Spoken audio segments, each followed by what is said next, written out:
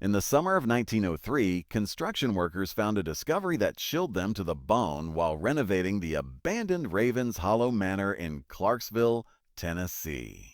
Buried 3 feet under the mansion's stone foundation, a rusted metal box sealed in oilcloth held 47 photographs documenting one of the most brutal family murders in post-Civil War America. These weren't just crime scene photos. They were far more disturbing. They were a photographic confession of revenge so calculated and methodical that it took 27 years to understand what truly happened to the Holloway family on that blood-soaked night of October 13th, 1876. The pictures showed every beating, humiliation, an act of cruelty that led to 5 machete blows in the dead of night. But most shocking of all, the photographs revealed that the killer had forced the family patriarch, a man obsessed with documenting his own power, to photograph his family's execution, one agonizing frame at a time. Before we continue with the story of Ravens Hollow Manor and the dark secrets buried beneath its foundation, take a moment to subscribe to our channel and let us know in the comments what state you're listening from. What happened in Tennessee could have happened anywhere in the post-war South, where hatred, power, and revenge created a perfect storm of violence that most people preferred to forget. The question that haunted investigators in 1903 wasn't just who killed the Holloways, but why someone felt compelled to document every moment of their suffering with the same meticulous care that Cornelius Holloway had once used to photograph the suffering of others. The town in the manor Clarksville, Tennessee, in 1876 was a town caught between 2 worlds. The old plantation aristocracy still clung to their faded glory, while freed slaves and poor whites struggled to build new lives in the ashes of the Confederacy. The Cumberland River wound through tobacco fields that had once made fortunes built on human bondage and now hosted an uneasy peace where former masters and former slaves worked side by side under vastly different circumstances. At the heart of this tension stood Ravens Hollow Manor, a 3-story Georgian mansion that commanded a view of nearly 2,000 acres of prime Tennessee farmland. Built in 1834 by tobacco magnate Jeremiah Holloway, the estate had survived the war largely intact, protected by its owner's shrewd ability to switch loyalties when Union forces occupied the region. By 1876, the property was managed by Jeremiah's son, Cornelius Holloway, a man whose interests extended far beyond tobacco cultivation. Cornelius had developed 2 consuming passions that would ultimately seal his family's fate.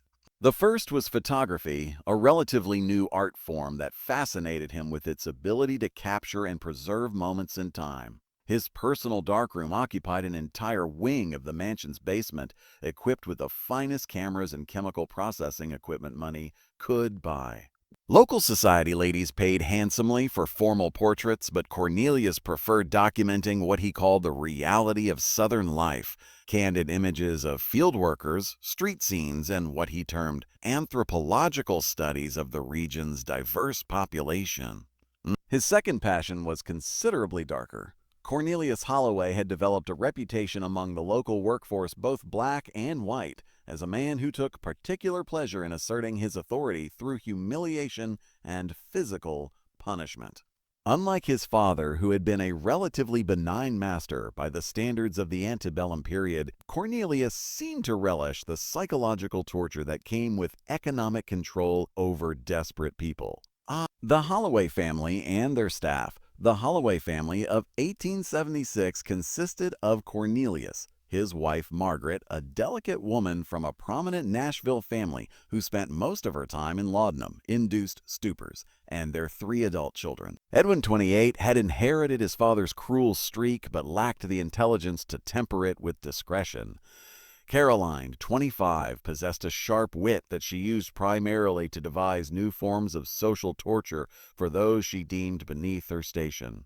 The youngest, Thomas, 22, had returned from his studies at Vanderbilt University with modern ideas about labor relations that put him at odds with his family's methods, though he lacked the moral courage to openly oppose them. The plantation employed nearly 60 workers, a mix of sharecroppers, day laborers, and domestic staff who lived in a collection of ramshackle cabins scattered across the property. Most were former slaves who had nowhere else to go, trapped in a cycle of debt and dependence that differed from slavery primarily in its legal technicalities.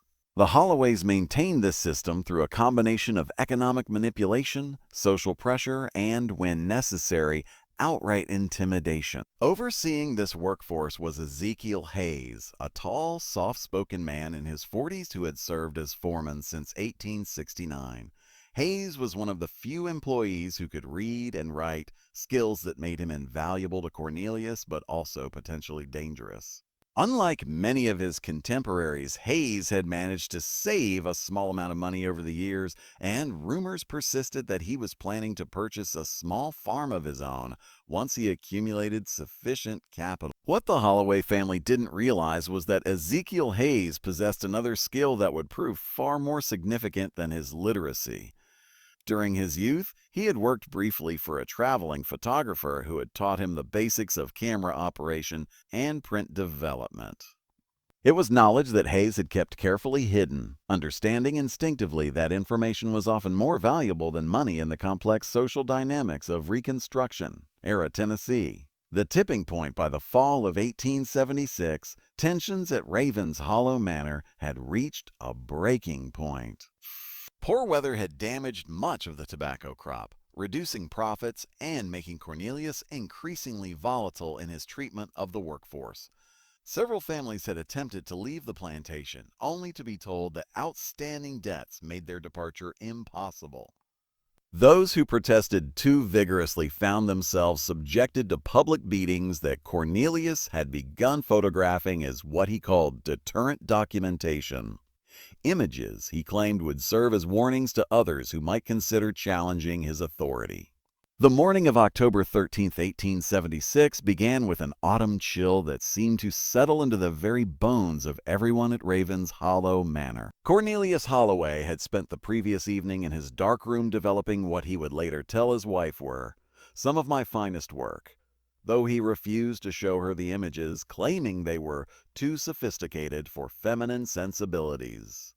The household had fallen into its typical rhythm by sunrise. Margaret Holloway remained in her chambers, nursing what she claimed was a persistent headache, but which the servants recognized as another laudanum episode. Edwin had ridden out before dawn to inspect the furthest tobacco fields where reports of worker sabotage had reached his father's ears. Caroline was entertaining a female friend from Nashville, regaling her with stories of plantation life that carefully omitted the darker aspects of their family's management style. Thomas remained in the library attempting to work on correspondence related to his father's business affairs while struggling with increasing doubts about the family's methods. Cornelius himself was in an unusually good mood, humming as he prepared his camera equipment for what he announced would be a productive day of documentation. He had received word that a group of workers had been meeting secretly in one of the abandoned tobacco barns, apparently planning some form of collective action regarding their working conditions. Rather than simply confronting them directly, Cornelius had devised what he considered a more elegant solution. He would photograph their conspiracy and use the images to demonstrate the futility of challenging established authority. What Cornelius didn't know was that his planned ambush had been anticipated. Ezekiel Hayes had developed an extensive network of informants among the household staff, people who had grown tired of watching their friends and families subjected to increasingly cruel treatment. Sarah Hutchkins, who cleaned Cornelius's darkroom, had noticed the disturbing nature of his recent photographic work. Images that depicted not just punishment, but seemed to celebrate the humiliation of workers who had dared to assert their basic human dignity. More crucially, Hayes had discovered that Cornelius had been selling copies of his more degrading photographs to like-minded plantation owners throughout the region, turning the suffering of Ravens Hollow's workers into a source of additional income and entertainment for others who shared his sadistic proclivities. The confrontation began at approximately 2:30 in the afternoon when Cornelius arrived at the suspected meeting location, armed with his camera and accompanied by two of his most trusted enforcers, men he paid to maintain order through intimidation and violence when necessary. What he found instead of cowering workers was Ezekiel Hayes and a dozen others waiting calmly in the center of the barn with an expression of resigned determination that should have warned him of the danger he was walking into. Mr. Ahaw's walking into. Holloway, Hayes said in his characteristic quiet voice, I believe it's time we had a conversation about the nature of respect. Cornelius, still confident in his position of authority, began to raise his camera. The only conversation we'll be having, Ezekiel, is the one these photographs will have with anyone else foolish enough to think they can organize against me. It was then that Hayes revealed his own camera, a simple but functional device that he had constructed in secret over the previous months, using parts salvaged from Cornelius's discarded equipment and techniques learned through careful observation of the plantation owner's methods. Funny thing about photographs, Mr. Holloway, Hayes continued, his voice never rising above conversational level. They tell the truth whether we want them to or not, and I've been documenting truths of my own. What happened next would be reconstructed only 27 years later when those buried photographs finally came to light. Hayes had spent nearly 2 years systematically documenting the Holloway family's treatment of their workers, creating a visual record of cruelty that was far more comprehensive and damning than Cornelius had ever imagined possible. Every beating, every humiliation, every deliberate act of psychological torture had been captured through hidden cameras and careful timing. But Hayes hadn't simply been building a legal case, he had been preparing for a very different kind of justice. The photographs found in 1903 revealed that what occurred in that tobacco barn was not a spontaneous act of violence, but the opening move in a carefully orchestrated campaign of revenge that had been planned down to the smallest detail. Hayes and his conspirators had managed to overpower Cornelius and his enforcers, but rather than simply killing them, they had chosen to turn the plantation owner's own obsession with documentation against him. A night of psychological terror, the first indication that something was terribly wrong at Ravens Hollow Manor came when Edwin Holloway failed to return from his inspection of the outer fields by sunset. As darkness settled over the plantation, Caroline began to worry, though her concerns were motivated more by social embarrassment than genuine affection. Her Nashville friend had extended her visit specifically to meet the entire family, and Edwin's absence was disrupting carefully planned dinner arrangements. Thomas attempted to organize a search party, but found that most of the usual workers seemed to have mysteriously disappeared. The few household servants who remained moved through the mansion with an odd mixture of nervousness and suppressed excitement, as if they were privy to information that the family members could not access. Margaret Holloway, emerging from her chambers for the first time in 2 days, declared that she had been experiencing disturbing dreams filled with the sound of camera shutters clicking in rhythm with what sounded like chopping wood. Her family dismissed this as another laudanum-induced hallucination, but the servants exchanged meaningful glances that suggested her subconscious mind might have been processing sounds that her conscious awareness had chosen to ignore. As night fell completely, the mansion seemed to grow colder despite the substantial fires burning in every occupied room. Caroline's friend, unnerved by the strange atmosphere, announced that she would be departing first thing in the morning, cutting her visit short with a transparent excuse about family obligations in Nashville. It was nearly 10 o'clock when they heard the first sound, a distinctive metallic clicking that Caroline initially mistook for a grandfather clock that needed winding. But the rhythm was wrong, irregular, and seemed to be coming from outside the house rather than from any of the timepieces scattered throughout the mansion's rooms. Thomas, the most practical of the remaining family members, suggested that the sound might be related to some piece of farm equipment that had been left running. He volunteered to investigate. But as he reached for the front door handle, the clicking sound stopped abruptly, leaving behind a silence that felt somehow more ominous than the mysterious noise had been. What they didn't realize was that Ezekiel Hayes and his fellow conspirators had been systematically positioning themselves around the mansion for hours, using their intimate knowledge of the property's layout to remain invisible while documenting everything through a network of carefully placed cameras. The clicking sounds had been the coordinated operation of multiple photographic devices, capturing images of the family's growing anxiety from angles that would later reveal how completely surrounded and vulnerable they had been. The photographs recovered in 1903 would show that this was not merely a plan for murder, but an elaborate psychological campaign designed to generate the same kind of helpless terror that the Holloway family had inflicted on others for years. Hayes had studied his targets with the same methodical attention to detail that Cornelius applied to his photography, identifying each family member's particular fears and vulnerabilities. The family's personal hell, Caroline, for instance, was terrified of social humiliation, the possibility that her carefully cultivated reputation might be damaged by association with scandal or violence. The photographs showed that Hayes had arranged for several of her Nashville acquaintances to receive detailed letters describing the Holloway family's treatment of their workers, ensuring that her social standing would be destroyed, even if she somehow survived the night. Thomas's greatest fear was intellectual inadequacy, the possibility that his university education and modern ideas might prove worthless when confronted with real-world challenges. Margaret began to weep quietly, her withdrawal symptoms combining with her growing panic to create a state of near hysteria. "They're going to kill us," she whispered repeatedly.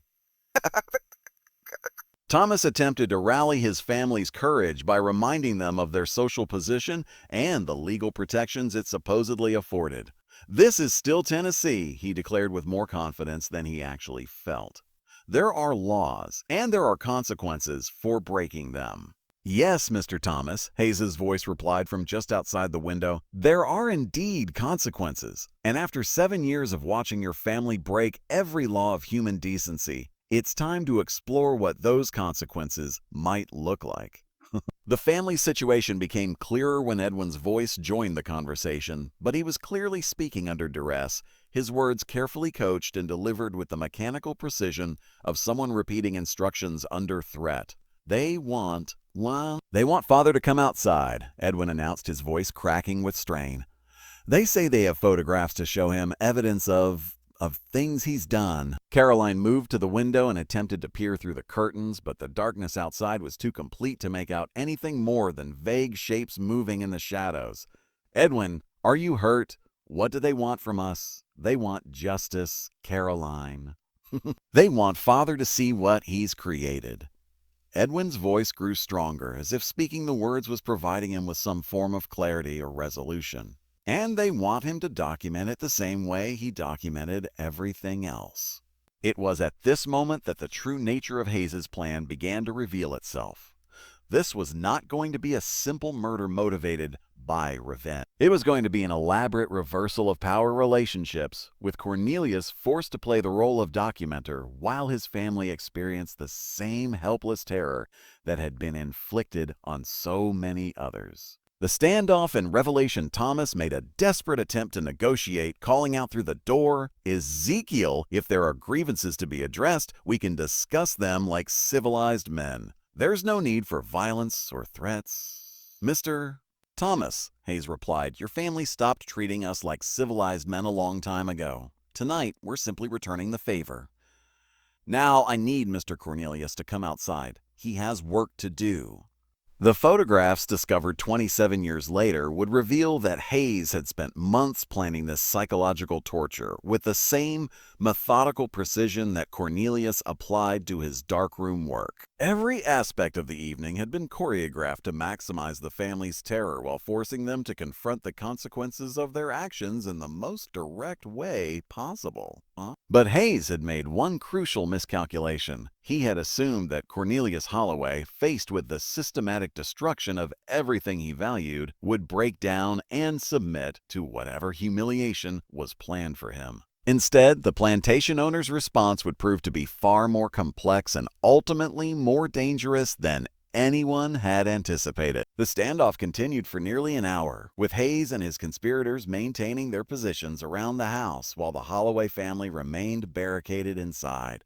But as time passed, it became clear that the siege was having an unexpected psychological effect on both sides of the conflict. For the family, the prolonged tension was creating fractures in their unity that Hayes had probably not anticipated. Margaret's withdrawal symptoms were becoming more severe, causing her to make increasingly irrational demands for laudanum that no one could fulfill.